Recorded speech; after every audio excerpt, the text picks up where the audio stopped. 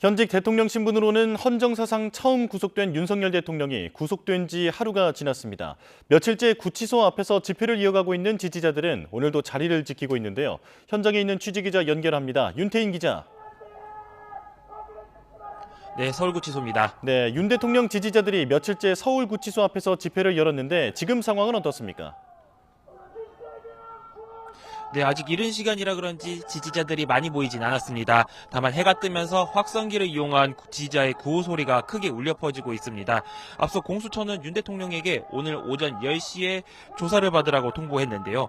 윤 대통령이 조사에 불응하겠다고 했지만 입장을 바꿔서 조사를 위해 이동할 가능성이 있고 또 윤 대통령도 이곳 구치소에 있는 만큼 시간이 지날수록 지지자들이 모일 것으로도 전망됩니다. 구치소에 구금된 지로는 엿새째인 윤 대통령은 어제 새벽 구속영장을 발부받은 뒤 구속 후 첫 밤을 보냈는데 다른 수용자들과 마찬가지로 사복 대신에 카키색 미결 수용자복으로 갈아입고 본인에게 부여된 수용번호를 달고 머그샷을 찍는 등의 입소 절차를 밟은 것으로 전해졌습니다.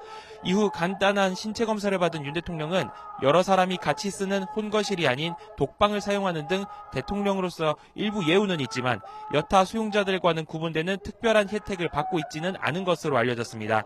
오늘 아침 식사 역시 다른 수용자들과 같이 묵국과 고추장아찌 그리고 배추김치가 제공됐습니다. 공수처가 윤 대통령에게 일반인 접견 금지 조치를 내린 상황이라 윤 대통령은 변호인을 제외한 사람과는 접견하기는 어렵습니다. 네, 구치소에서 경호처의 대통령 경호는 어떤 식으로 이루어집니까? 네, 윤 대통령은 구속된 피의자지만 현직 대통령 신분을 유지하고 있어서 대통령 경호처의 경호도 계속되고 있습니다. 지금도 경호처 직원 일부가 서울구치소 안에 있는 사무청사에서 상주하고 있습니다. 경호처가 윤 대통령이 있는 보안청사에서 경호하지 못하는 것은 수용자 신병에 대한 관리 책임이 구치소 측에 있기 때문인데요. 윤 대통령이 구속되기 전에도 경호처는 구치소의 보안청사 바깥에서만 경호할 수 있었고 윤 대통령이 법원 출석 등으로 외출할 때도 법무부 호송 차량 주변만 지킬 수 있었습니다. 다만 현직 대통령이 구속됐을 때 어느 수준까지 경호가 제공돼야 하는지는 정해진 규정이 없습니다.